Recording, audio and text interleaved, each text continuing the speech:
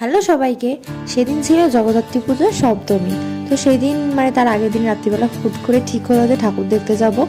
আর যেহেতু গাড়ি নিয়ে ঠাকুর দেখতে যাচ্ছি ওই জন্য আমাদের সকাল 7:30টায় বেরোতে হয়েছিল, কারণ 2টো থেকে নো এন্ট্রি গাড়ি আর অ্যালাউ নেই। তো বেরিয়ে পড়েছিলাম, কিন্তু চাপদানি ভদ্রেশ্বর এই দিকটা প্রচুর পরিমাণে ভিড় ছিল, কারণ সেদিন ছিল ছট পুজো। তো ফার্স্টে ভদ্রেশ্বরে চলে গেলাম। তো সবাই জানো ভদ্রেশ্বরের তেঁতুলতলায় বুড়িমার কথা।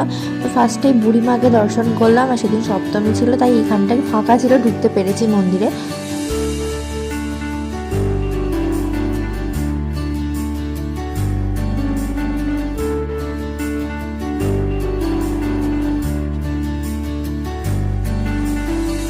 আর সেই দিনের জন্য ছিল আমার বাবা ক্যামেরাম্যান।